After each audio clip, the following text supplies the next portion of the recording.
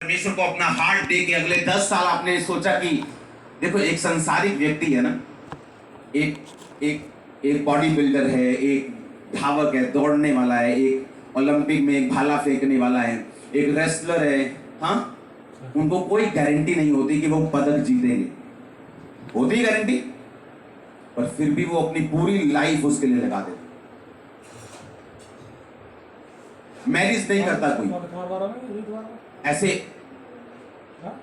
पहलवान है ऐसे, हाँ, कोई कोई व्यक्ति परिवार से दूर रहता है, कोई व्यक्ति स्ट्रिक्ट डाइट पे रहता है, कोई व्यक्ति अपने संसारिक अफेयर से दूर रहता है, सुबह उठता है, गालियां खाता है कोच की भी, भूख से, चीजों से, फेवरेट अपने फूड से कॉम्प्रोमाइज करता है, लाइफ से कॉम्प्रोमाइज करता है, घर से दूर ट्रेनिंग करने जाता है। उसे अपने स्टेट का मौसम पसंद है, लेकिन वो दूसरी स्टेट में जाता है जहां उसको पसंद नहीं, सिर्फ एक मेडल पाने के लिए, जो गारंटी नहीं है उसको मिलेगा भी इतनी मेहनत के बाद के नहीं। और मैं आपको गारंटी देता हूं 10 साल में आप बेस्ट पोजीशन पे होंगे अगले 10 साल में। जस्ट मेहनत करना है आपको। एक संसारिक पदक, एक संसारिक मुकुट जिसके लिए इंसान मेहनत कर रहा है, अपने परिवार की परवाह नहीं करता, अपने शरीर की, अपनी इच्छाओं की परवाह नहीं करता, और फिर भी उसे मालूम नहीं कुछ होगा कि नहीं होगा। लेकिन मैं आपको गारंटी देता हूं, मैंने कहा अगले 10 साल अगर आप सीरियस रीति से भूल जाओ सब कुछ, कुछ मिले कुछ ना मिले, मैं खुदा के साथ खड़ा हूं, बस अगले 10 साल जो खुदा के साथ खड़े हैं वो हमेशा आप देखना कितनी बरकत में होंगे। मैं कह रहा हूं कि एक तो होता है यार लाइट बहुत है, आंखें चुंधिया रही हैं, एक होता है कि आप ब्लाइंड कर दोगे शैतान को, इतनी रोशनी होगी आपके पास। मैं सच कह रहा हूं आपको।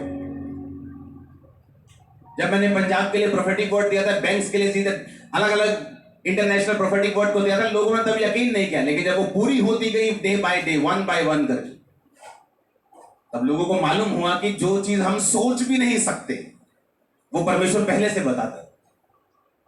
और ऐसा नहीं कि इन 10 सालों में एग्रीकल्चर की टेक्नोलॉजी नहीं है, इतनी टेक्नोलॉजी आएगी कि एक खेत से 5 खेत की फसल तुम ले पाओगे अगले 10 साल में, पर फिर भी शॉर्टेज होगी।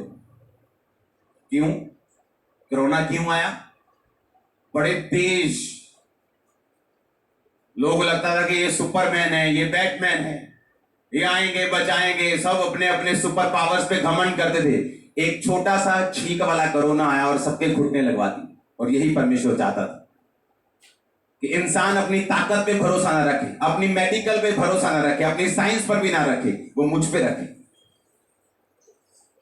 पहले बोले टच करने से फैलेगा, आप बोलते हैं कि हवा में भी फैल सकता है, तो क्या सांस लेनी बंद कर दें? क्यों किया परमेश्वर ने ऐसा? ताकि सब जातियां घुटने टेक दें।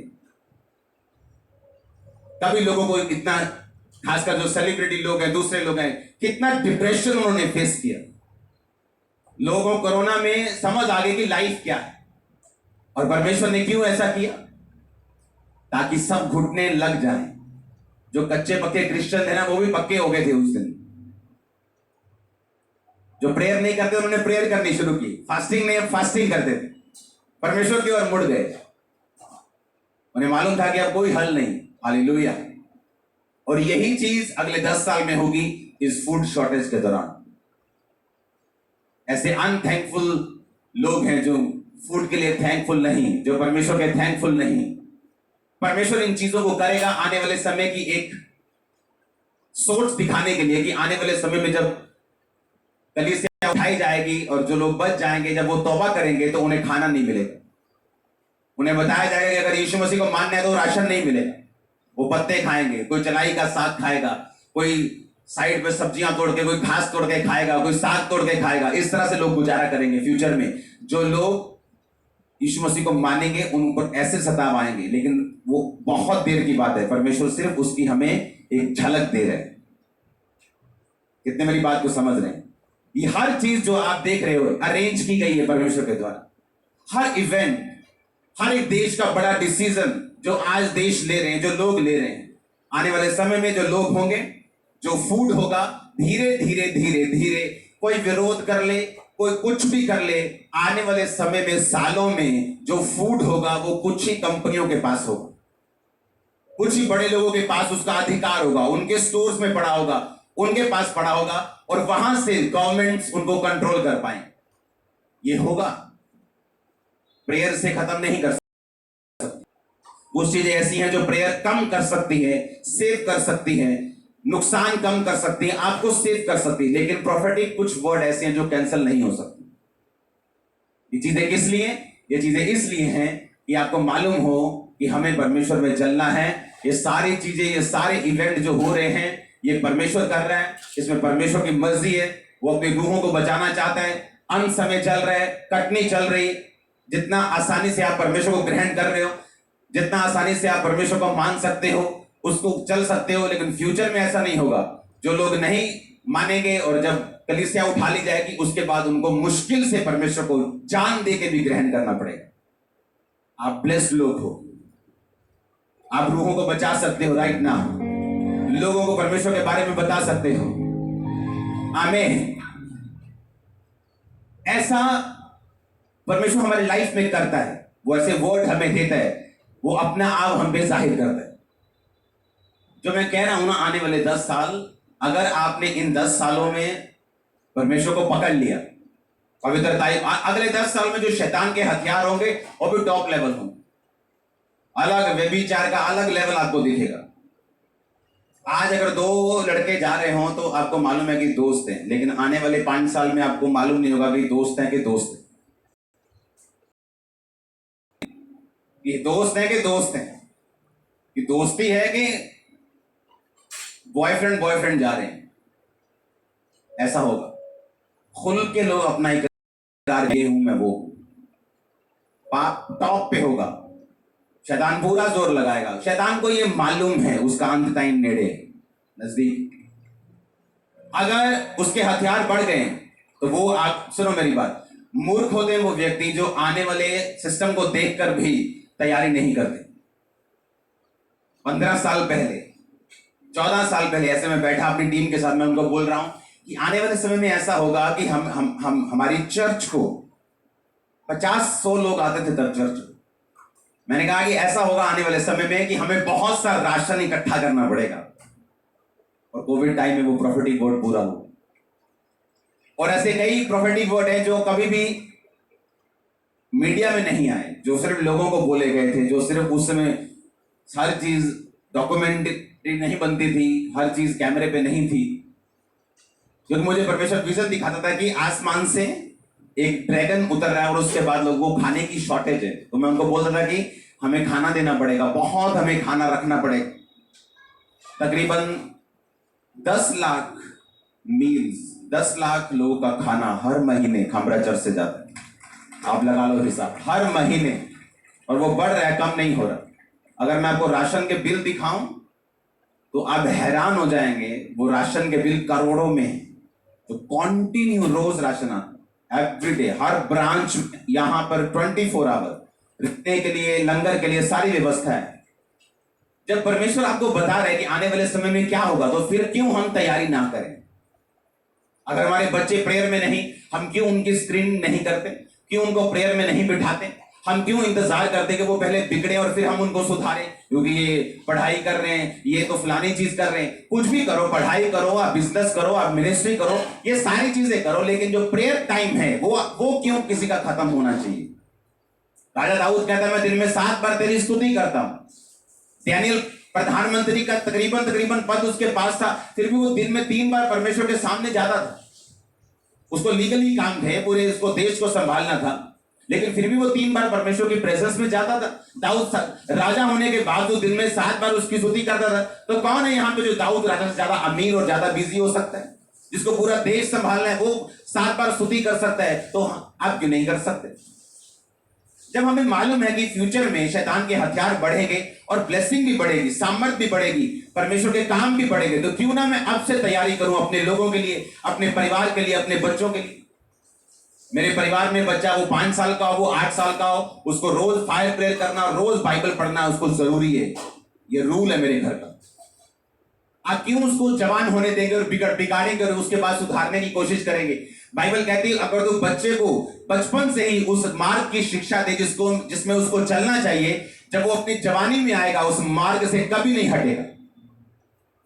कभी नहीं हटेगा, परमेश्वर ने कहा, क्योंकि उसकी अपब्रिंगिंग, उसका जो बड़ा होना है वो उसी चीज के अंदर हुआ है। आमीन। तो क्यों हम इंतजार करें जब मुझे एक प्रोफेटिक वर्ड मिलता है कि आने वाले 10 साल ये बिल्कुल पाप में लोग झूमेंगे और उतनी ही शॉर्टेजेस होंगी, मसीह लोग चमकेंगे और मसीह लोगों के पास ज्यादा पावर्स होगी, सुपरनैचुरल एबिलिटीज होंगी जो पहले नहीं थी, ज्यादा प्रोफेटिक वर्ड्स होंगे, तो क्यों नहीं मैं परमेश्वर की प्रोफेटिक वर्ड के हिसाब से अपना काम करूं। हालेलुया। जब मुझे मालूम है कि परमेश्वर क्या कह रहा है, फिर उसको समझ के, फिर सुन के, फिर इग्नोर करना और उसके बारे में स्टेप ना लेना, और जब वो चीजें घट जाएं तो फिर रोना और दिन में खड़े होना कि मेरे बेटे के लिए प्रार्थना कर लो, मेरे हस्बैंड के लिए प्रार्थना कर दो। आपको पहले मालूम है, आपको बताया गया है कि शैतान नाराज चल रहे हैं। वो शादी में रिश्तेदार नाराज हो जाते हैं ना, मानते नहीं फिर लोगों के। हालेलुया। आपको मालूम है शैतान नाराज है, उसे मालूम है कि कुछ एक्स्ट्रा हो रहा है, उसे मालूम है जो रूहें बच रही हैं वो होलसेल में बच रही हैं, जो काम हो रहे हैं वो अजीब तरीके से हो रहे हैं, जो लोगों का विश्वास हो वो पहले जैसा नहीं, कहीं अधिक ऊपर है। वो भी अपने तरीकों को अपनाएगा। अगर सन 62 में डंडों से लड़ाई करते थे, बंदूकों से लड़ाई करते थे, अगर 8 डंडे बंदूकें चलाएंगे तो क्या जीत पाएंगे? वेपन्स बढ़ गए हैं, बायोलॉजिकल वेपन आ गए। अब तो ये चाइना ने चलाया, किसने चलाया, ये एक वेपन था, एक हथियार था। अगर वेपन्स का ताकत वो अजीब तरीके की कर रहे हैं तो दूसरे देश को भी वो ताकत बढ़ानी पड़ती है। अगर किसी ने परमाणु बम छोड़ा है तो दूसरे देश को बताना पड़ता है कि मेरे पास भी परमाणु बम है, हम चलाएं या ना चलाएं हमारे पास भी है।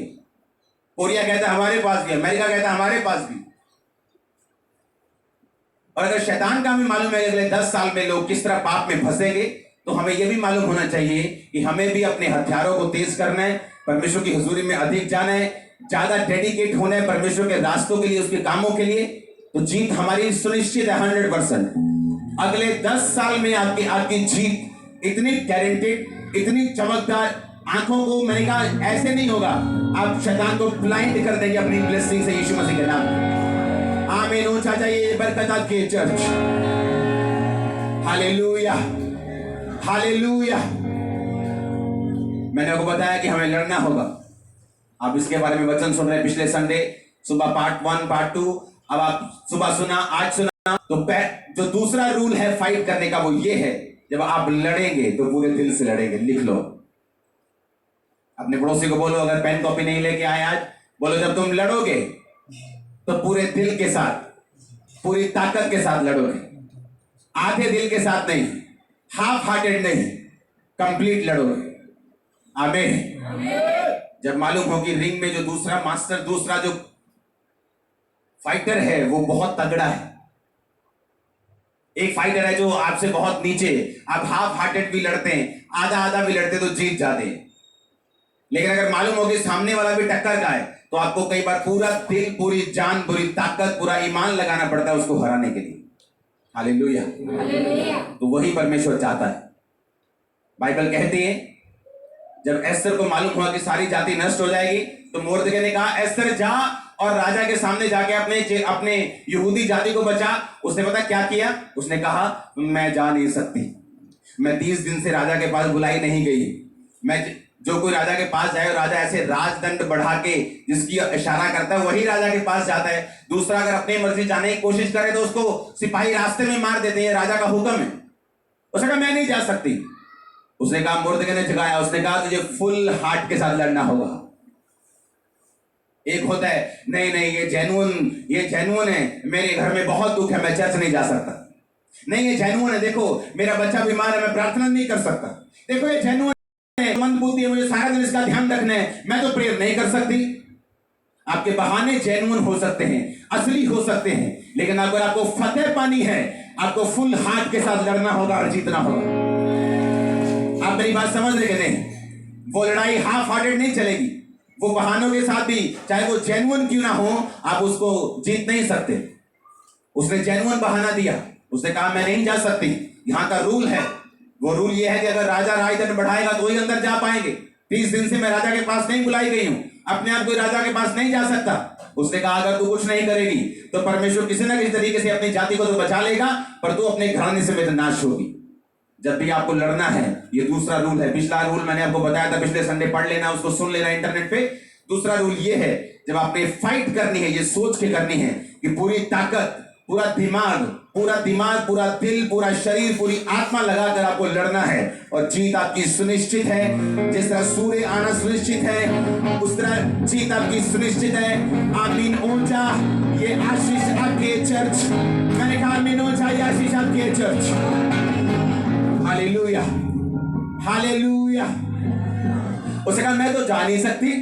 उसका बहाना तो बड़ा जेन्युइन था कि ठीक है भाई, तू जाएगी तो तू मर जाएगी। उसने कहा नहीं, जब भी तुम्हें लड़ना होता है ऐसी सिचुएशन से जिसमें शैतान मिला हुआ है, तुम अपने बहानों को यूज नहीं कर सकती कि मेरा पति दारू पीता था, मैं तो प्रार्थना नहीं कर सकती, मैं तो बड़ी बिजी हूं, मैं तो प्रेयर नहीं कर सकती, मैं तो बहुत बिजी हूं, दो जॉब करता हूं, मुझे अपने मकान की ईएमआई भरनी है और अपनी गाड़ी की ईएमआई भरनी है, मैं तो प्रार्थना नहीं कर सकता।